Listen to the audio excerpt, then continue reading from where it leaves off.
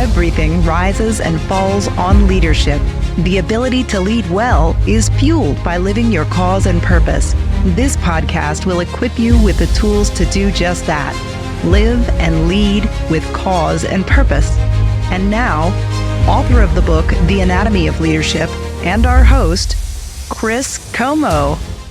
Hello and welcome to The Anatomy of Leadership. I'm excited today. Our guest is Douglas Bouey. And so Douglas is an accomplished author and a facilitator of fixing fractures, which we're going to get to in just a moment. So welcome, Doug. It's so good to have you. Glad to see you, Chris, and I'm very appreciative of you having me on your esteemed podcast. Well, thank you. Well, let me read from Doug's his bio here. So Douglas Bouey is mentor to presidents and a facilitator for groups who aspire to real unity and drive. He was a group leader for Tech, which is now Vistage, for 32 years, reaching their Pinnacle Award in 2007. His mentee and group leaders have gone on to achieve leadership strength. Now Doug focuses on his writing and his fixing fractures, restoring shattered relationships in business and life, and I'm holding up his book, has received wide notice as a resource for those facing troubling and costly breaches of trust. In fact, I actually picked up Doug's book on a Saturday, and I did not put it down until I finished it in one sitting. That's wonderful. Really good. And so Doug actually writes a Substack. It's actually called Catch and Release. In fact, he had recently just a great kind of series about his trip to Japan. He will shortly begin serializing a new book on later life called Let Go of the Rope. And he also hopes to complete another video course, The Coach's Backpack, a compendium of go-to concepts for coaches to employ as they face with their clients the complexity of their challenges. And so Doug lives with his wife, who's an artist.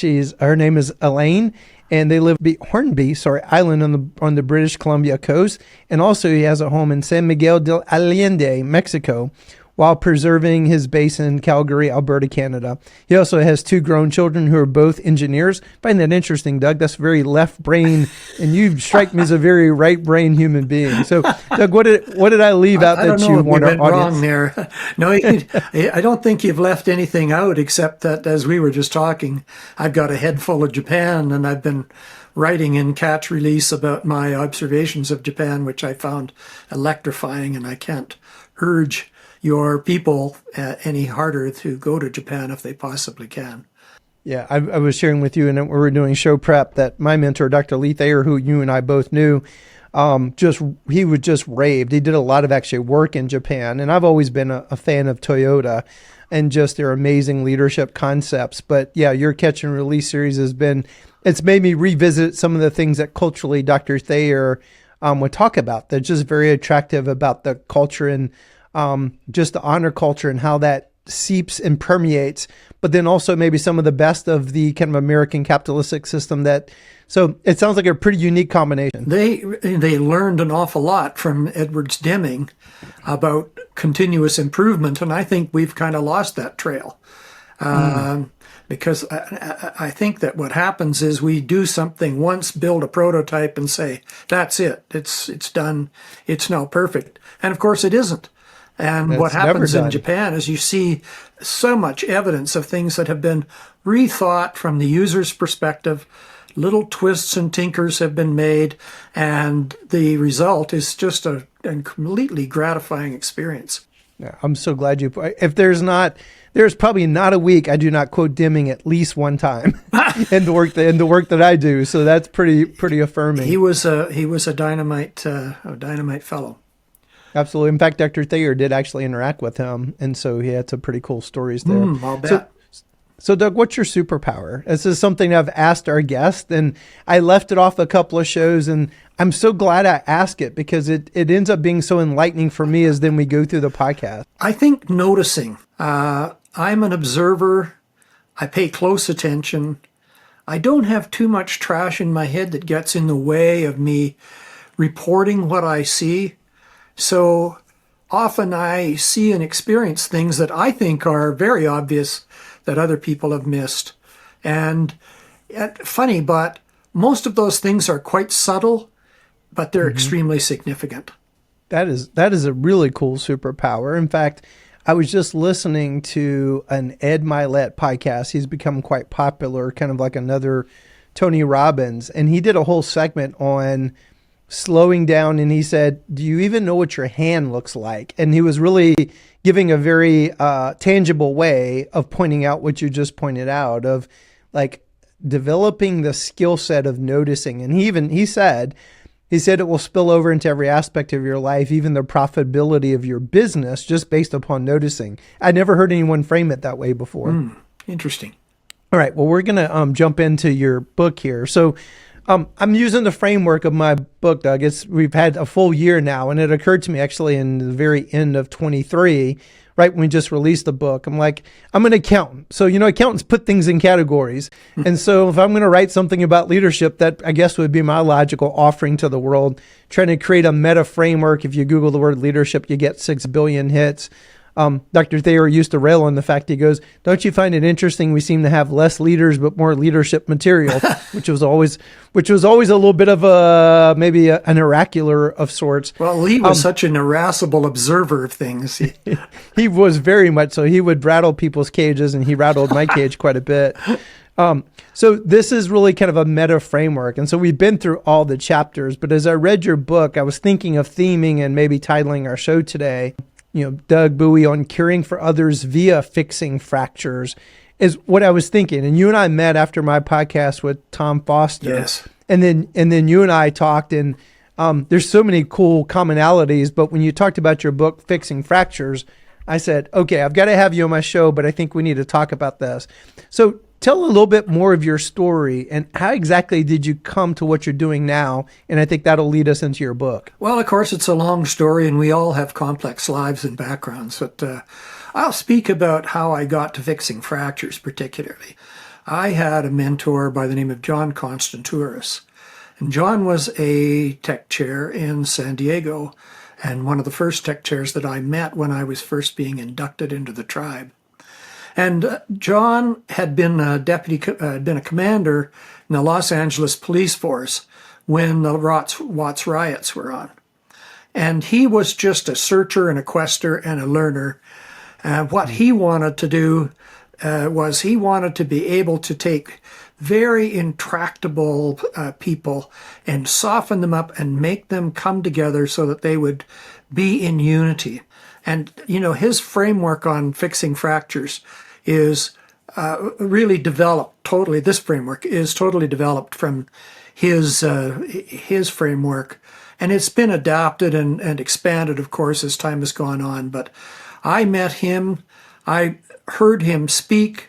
I said to him, I want to learn that. I did this with lots of tech speakers, well, not lots, but some people who had concepts of real gravity that were timeless, and this was definitely in that category. So I went on to say to John, I want to do this. I want to learn this and do it. And he's mentored me through my time, getting a grasp of it, getting through my first awkward attempts at facilitating people, using the framework.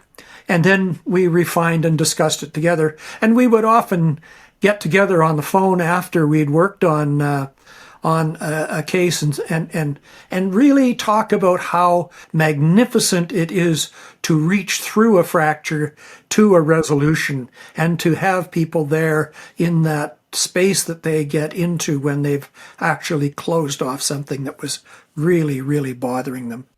That's awesome. In fact, I am not going to have the word right, but on the cover of your book, I had just heard about this type of artistry where I believe it is Japanese, right? Yes, and it's called Kintsugi. Say it one more time. Kintsugi. So Kintsugi. So on the front of your book here, you have a picture of the vase, and and so they put it together. You want to talk about that? Sure. I mean, what happens, the way they practice this art, and this is all Japanese, it's, only they would do this kind of thing, but they take a ceramic vessel and drop it on the floor. And then the art is setting about putting it back together using a kind of a gold glue and obviously a lot of patience. So that's the art form. And when you see the vessels that have been repaired in this manner, they're more elegant and special than they ever were in the first place. which is such a beautiful and fitting metaphor. And so I was thinking, fixing fractures, and we could have all this great leadership knowledge, tools in our toolbox, creating a high performance organization, as Dr. Thayer would say. But yet it all comes back to relationships. And that is the essence of every part of life. And of course, not just at work, right? Every human endeavor. And I'm a fan of John Maxwell. And I stole his quote, and if I'm leading and no one's following, I'm just taking a walk. You can't lead if you don't have other people. No, that's right. And so to have a tool in your toolbox, and I love that actual visual, because it is so true. Quite often the deepest and most impactful relationships are those who have gone through trying times, and you come out of it on the back end better for it. But it is the road less traveled, maybe more often than not. Yes. I don't know if you want to comment to that. Well, this takes discipline. If people love to just do things from the gut and on the fly, this isn't that. And I think that we're talking about fractures. I do encourage people to say you can use it with any break. When you have a break with someone, and a relationship that seems to be cooking along goes cold, or a sales contact that you've been making all of a sudden sort of dries up. You can use this framework in any of those situations, disciplining an employee, all sorts of things. But where it really has the extreme value is in very broken situations, where relationships that have been crucial and central to your life have come apart because of breaches of trust. And that's where this really has legs, so to speak. I broke my ankle in January, and I don't know if you or your listeners have broken limbs, but it is. I've actually broken my femur, so I broke the biggest one. Oh, that's a real, and you know yourself that you can say that you should be over it real quick, but it takes a long time, and the intervention that has to be undertaken to set and repair a fracture is really, really difficult, and it's intense. So I don't think that people who are setting out to repair a broken relationship, should they get the will to actually address this, which is so uncommon these days because people just want to wash them out, write them off, forget about them. This business of caring for people, and I think your heading that in your book that this fits within is caring. This is how caring is done. Extreme caring with people that your ego says, I don't know if I want to have anything more to do with this person. The difficulty in that is that, we've been hurt, really badly, fundamentally hurt. And it is so difficult to rise above that hurt and get to the place of caring for the other person, remembering what we had or how powerful we were when we were working together right, and getting that as the animating force in setting the situation back to rights. Doug, I noticed while reading your book, I had never even heard the term lexicon until I met Dr. Thayer. He was so intentional with his writing. So I am always on the lookout for people that are very intentional with their writing and their lexicon. It struck me you were being very, almost, it's interesting, right? You have two children engineers, now that I think about it. But yet, the amazing thing is, while you're intentional, you were also very creative with the book. I'd love for you to talk about that. My guess is that didn't happen by an accident. Well, you've written a book, Chris, so you know how involving that process is. And, when I started off, of course, I thought, how hard can this be? But it was a work of, it was my COVID project. Oh, wow. And I was sitting on Hornby Island in the dreary rains that accompany our winter there most of the time, and working hard with Lois Wozni, whose part in making this book can't be understated, to distill these words down and also to supplement them in ways that could make them relatable to people. And that was very much the creative part, along with working with Alejandro Anaya, who did the, I think, very whimsical and helpful illustrations throughout the book that are involving and fun.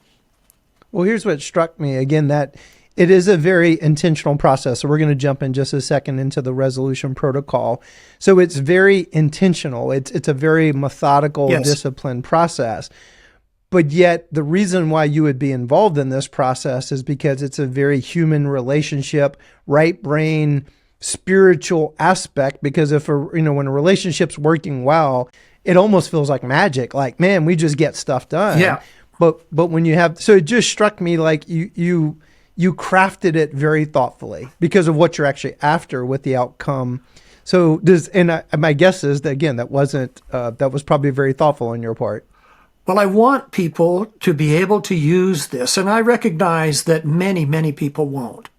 In this age of diminished attention spans, we're having difficulty with people being able to pay attention for more than a minute or two, and certainly this requires much more than that. But for the right person, and I think that your audience perhaps, and the people who would read your book are definitely of this stripe. They are not fly-by-nighters. They're not casual. They like to do things deliberately. They like to do things with intent. And so this is meant for people like that.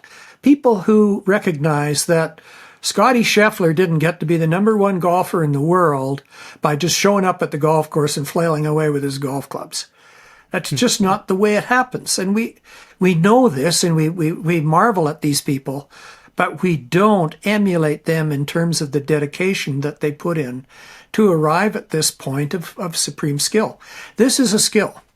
You acquire this skill by learning it, then by practicing it, and eventually you'll be able to do it on the fly, off the cuff, and seem like you have all the poise in the world. But initially, it's going to be awkward, it's going to be fumbling, and you're going to have to go back to the framework in the course on video, which I sent you the link for that on Thinkific. Our course on fixing fractures is now up. Or go back to the book, and you kind of have to catch yourself because you're going to get off course. You're going to get off course with the person. And we speak of the RGS, the relationship guidance system, as a way of knowing when you're on course or when you've fallen off course. And that is, again, I think it's pairing noticing with action, because people know these things. They know when something has gone off with another person. It's not something that they've never heard of or never felt. This is a matter of learning how to frame around that. To say, I noticed something in my guts. I knew that I'd hit on something that had soured this person, even in a minor way. And to be able to say, I want to get back on track. And the easiest way in the world is to just ask them, what happened there? What went wrong? I want to go there because the RGS is brilliant. But let's just back up for a second because I think the framework is so important. You lay out the resolution protocol. What is the resolution protocol? Well, it is an 8-step process for conducting an intense and deliberate conversation with somebody that you've broken off with. So this is not the kind of sit down and yarn over the back fence kind of thing. You don't do that. You don't just call somebody in and decide, hey, I think I'm going to just sort of whip one off here. You prepare and you follow the outline very deliberately, and you'll find out if listeners give it a try and it doesn't work, and if they go back, they'll look at and they'll say, "Oh, I didn't do this step or that step," because what these steps are is they're not rocket science. This is the anatomy of difference. This is where it goes wrong. It goes wrong in one of these categories.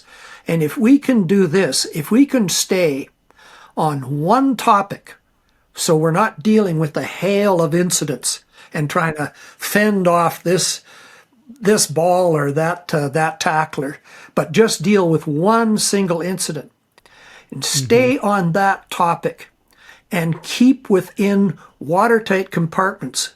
So not messing facts with emotions, not messing what I might have done to contribute to the situation with the role that I'm supposed to be occupying, but being very deliberate to keep them distinct and to proceed through them in order. Because if you do, you will get to the bottom of the issue that fractured you. I remember one time, actually, Dr. Thayer shared with me that he was having a little tiff with his wife. And she said something like, I want to get to the bottom of this issue. And he said, no, I want to get to the top of it. So to get beyond it, I thought that was such a brilliant kind of reframe. I haven't been brave enough to use it with my own wife, though. Well, I know what my wife would say don't you fracture me. Well, and I was definitely thinking of my amazing, I'm blessed, I've married up, but just thinking of the power of having this 8-step process, not only at work, but also at home as well. Yes. We're going to include a link because Doug has so many great tools. So you can actually see the resolution protocol, but it feels one more thing feels foundational, and then I want to get to the RGS. Yeah. But you talk about, there's some great foundational elements because I feel like you set the table wonderfully before you start walking people through the protocol. But you talk about a relationship mindset. I'd love for you to talk about that a little bit because I love that framing of a relationship mindset. Well, we all come equipped with egos, and our egos are very useful to us. They direct us in our everyday, and they're the thing that is in charge of the operating system all the time. So the ego's great until it isn't. But in fractures, what happens in broken trust situations, the ego gets hurt, and its first reaction is seal that hole off. Like, let's get rid of that situation. Let me make sure that I'm going to compress myself, keep myself within narrow bounds so that I don't have that risk again. Because, again, we've been hurt, really fundamentally badly hurt. And the ego says, I don't want any more of that. I don't want to be hurt again. So the idea of opening ourselves up and being vulnerable as a way to resolve that situation is very antithetical to the ego.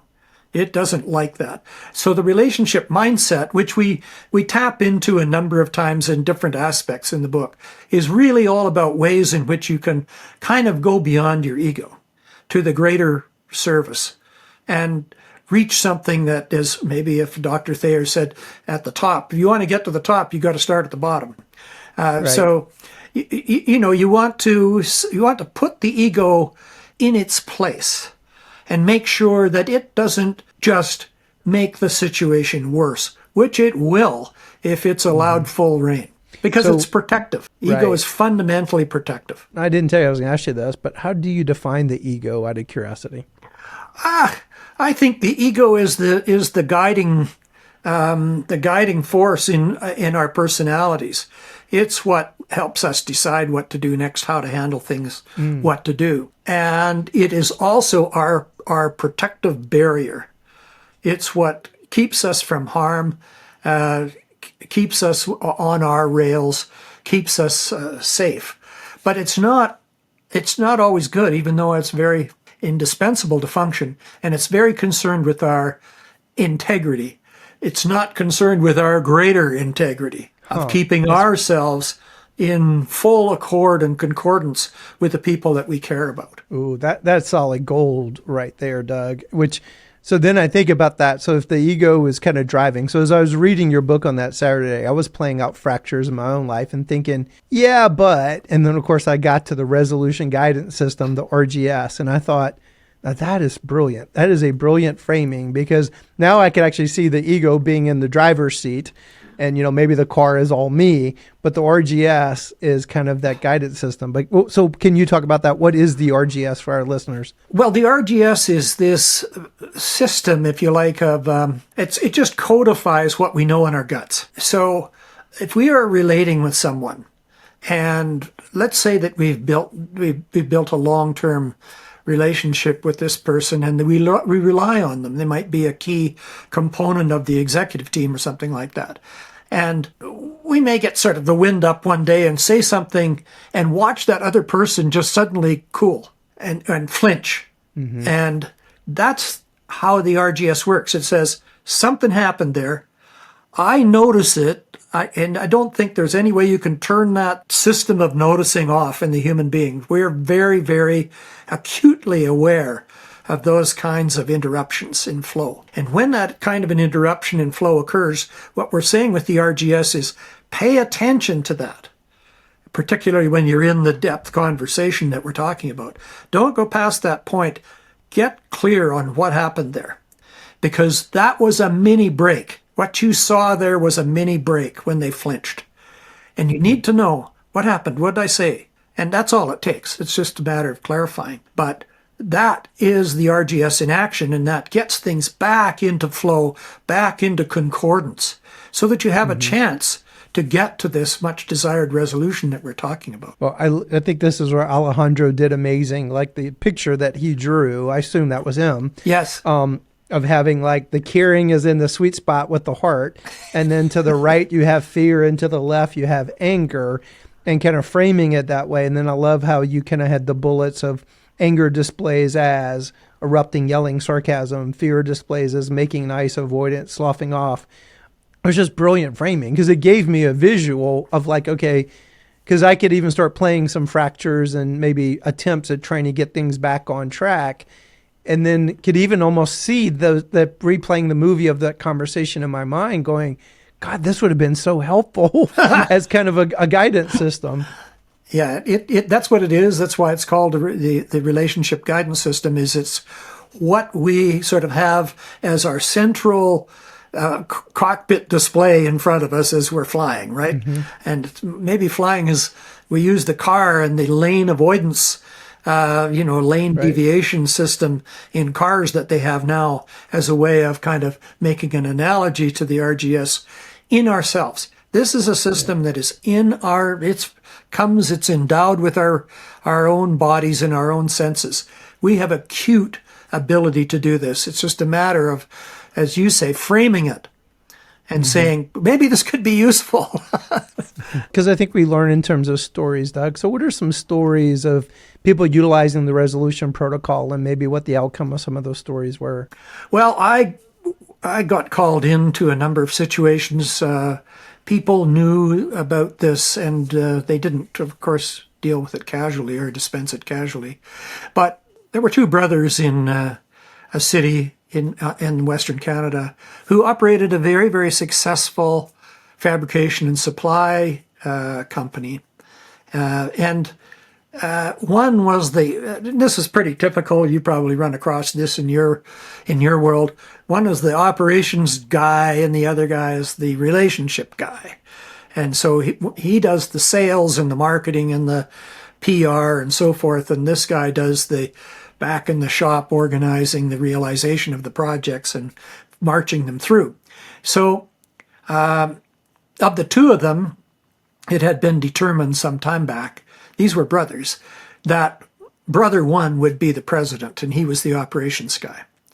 Brother two was very important to things, but he was not the president. As president, brother one had gone against the expressed wish of brother two, who brother two is very culturally sensitive, as you can imagine. Brother one had gone and hired a CEO, not a CEO, a COO, sorry. And this COO was the kind of person that the other brother just, like, he didn't like him right from the start. He didn't get on with him. He didn't feel he had that kind of sensibility to the culture of the organization. And, strangely, he was right. But when that happened and things played out the way they did, those brothers had a really fundamental fracture. And it was so bad that they had offices at each end of this building, and that path was never crossed. However, when I was called in, I went to speak to the president, and said, if you really care about your brother, if you really want your brother back, then you need to take that walk. And he did.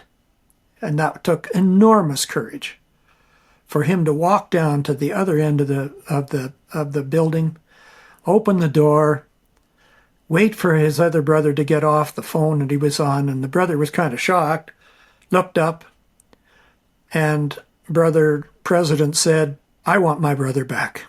Wow. And so the other brother said, "Okay, how do we do that?" And brother president said, "I have a guy." And so that was the start of their voyage back. And they worked through all of their fundamental differences to the point where they were just solid. And thank God they had, because in a year later, there was a terrible recession and they had to really carve that company down. And if they hadn't done that work, there was no prospect that company would have survived. It's doing fine right now. That's amazing. That's so amazing. And, you know, you alluded to earlier about people's attention spans. I always say we live in the drive-through culture, or like, you know, the movie would have been he walked down there and they hugged and then lived happily ever after. It doesn't work that way. No. That's why the resolution protocol is so important. How long did it take you, Doug, to help walk them through the resolution protocol? Well, the process in consulting in this situation was to, first of all, have a preliminary meeting to say, can they come under this discipline? Can they agree on a purpose? And are they willing to devote time to learning how to do this? And so once that's established, we've got a baseline to start from. We've got an intersection. And with that intersection, then in the actual session, which we conducted off-site, obviously, we had a half a day of learning how the protocol works, which is in the book. And then we took the worst, the most fundamental breach of trust, and started with that and worked them through that. And it took most of the afternoon to do that, as you can imagine. That feels like another key point, that you didn't start with something easy. You actually took the absolute worst to run the actual protocol on. I don't recommend that if you're just reading the book or watching the video course and starting out with this. I think it's best to practice on something that's not quite so fundamental. So I recommend you kind of get the training wheels. And, you know, we've all got lots of breaks with people. It's not like this never happens. You know, Right, we've come off with people that we care about in big ways and little ways throughout life. It just happens. And in fact, if we can learn this skill, you get so that you can adjust. So that if something goes off course, you can fix it. And you get better and better at that, so that you're not just trailing casualties behind you. Right. That kind of gets to where I wanted to go next, Doug, is that, you know, what advice do you have for others?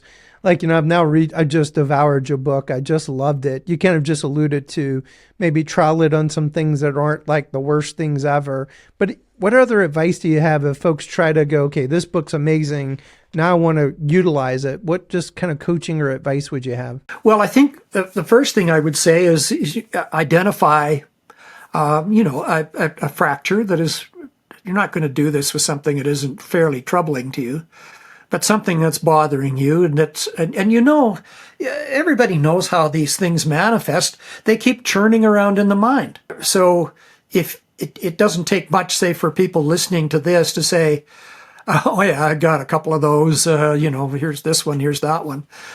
Pick one, get the relationship preparation worksheet from the website and work your way through it. Because we do advocate that as part of the package, that you actually prepare. You don't just do this on the fly. You don't wing it. You write out some of the steps before you start. And when you do that, when you get that worksheet and go through it, then you'll get a lot clearer about a whole bunch of things that contributed to the way this came about. And that's a part of the process. What's eventually going to happen is you're going to get clear about everything that caused you to separate. And you're going to find and display the will to get back together, because that's natural human drive to say, I want to be together with this person. I don't want to be off in the corner pouting and sulking. You alluded to this earlier, because again, I do think we live in kind of the drive-through. Like when people see mastery, I've always found it fascinating every time Simone Biles wins all these gold medals. Yeah. All the gymnastic studios end up like with record-setting kind of enrollment. But about 6 months later, it's kind of back to where it was before. Like we love watching mastery. We don't want to put the work in. But I do think it's important kind of have a hope and a vision. You alluded to like this could become like part of your toolbox. Yes. Like, so eventually you could get where you're using this continually. Can you just talk about that a little bit? Well, I don't know about continually, but I don't think it's rare that we jostle with other people or we have differences with other people. I mean, one of the fundamentals that John taught me was that difference is what makes the world what it is. Mm-hmm. If people were all the same, we wouldn't have any creative outcomes at all. It's when people who are different with different points of view come together that we get interesting things popping up and creative things popping up. So I think what people can understand, perhaps listening, is that, sure, I have differences, but I'm not going to let those result in me writing off or washing out a bunch of people that could be very important to me, very helpful to me, and maybe huge contributors to the growth of our enterprise or our work, our firm together. So starting out, obviously, and again, you do a good job in the book of saying you really need to write out. There's certain steps that are actually meant to be written out. Yeah. Let's say 2 years from now, I've become really good at that. So I'm using the principles on a day-to-day basis, but I still so maybe let's say 80% of the time I ended up in the ditch with someone. You would think that would be less, but even someone that's probably masterful, they would still at some point for really tough situations utilize the protocol the way it's actually prescribed. Would that be accurate, do you think? I've taught it for 25 years and I still use the sheet. Cool. Yeah. Yeah. I totally see that. The other thing I meant to give you kudos on is you told it in the form of a story. That was another brilliant way for it to actually, like I could still remember the two, and you painted the picture of the character as a very straight-laced, put-together person and a tatted young woman who was very creative and very brilliant. And that stuck in my mind, and that, but that is where that's the beauty of life, is working with people that are so different than you. That is the essence. Diversity is very, very much espoused, very little truly lived in the world that we have today. And I feel like that's a whole nother toolbox for diversity really to be realized, because some of those natural things that repel could create this amazing synergy that didn't exist before. I had a fellow that I taught this to, and he actually said, I love this, because what he looked forward to was when he had one of these kind of tiffs with somebody, he said, now I know we're going to get to the bottom of our relationship and make it really durable. Because we're going to work through this process. I'm going to know that person a lot better. They're going to know me a lot better. And we're going to have a relationship that's not untested. It's going to be robust. Mm. And so we know that it's going to hold up. And we know, too, that if we got offside with each other, we could fix it. That's so key. If we really thinking through life, it's our toughest circumstances that have shaped and molded us as humans. But also probably, again, we kind of live in the movies. Oh, you field the dream team and they just run on the field and they perform perfectly. Bullshit. That does not happen that way. It's actually in the tough situations where you come out but to have a toolbox of tools like this, to not just leave it to chance, to give it a much better opportunity to fix those fractures. And so I want to thank you. I'll just give you the opportunity, Doug. Any final thoughts that you'd like to share? No, I really value the opportunity to spread the word on this. And it's not because anyone, as you know, Chris, if you write a book, it's not to make money, because that's not what's going to happen. But the idea that I was taught this, I was able to practice it and refine it. And I felt that it was a very fundamental skill that should be universally understood in citizenship today, that, we're going to run into difference. We're going to we're going to have issues with people, and we need to make sure that we have ways of dealing with that constructively rather than destructively. So I really wanted to make sure that this concept had legs and air and life and didn't die with me. Well, Doug, again, you've done a great job. So we're going to have a link to Doug's book. It's available on Amazon. It's called Fixing Fractures. We're going to have a link to his website where he gives away a lot of the tools. So we really appreciate you, Doug, and thanks for being here. And to our listeners, at the end of each episode, we always share a quote and a visual.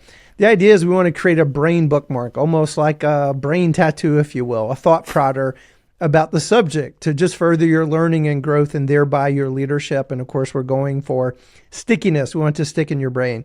Make sure that you subscribe to our channel, The Anatomy of Leadership, so you don't miss an episode. Check out my book if you want to. It's on Amazon, The Anatomy of Leadership. Tell your friends and coworkers about this podcast. It's so easy for us to rail against the world and be frustrated by things. Let's be the change that we wish to see in the world. So thanks for listening to The Anatomy of Leadership. Doug, thanks for being here. Thank you very much for having me. And now we're going to leave you with our brain bookmark to close today's show. We are going to have differences. The art is finding ways to deal with them constructively, not destructively. By Douglas Bouey.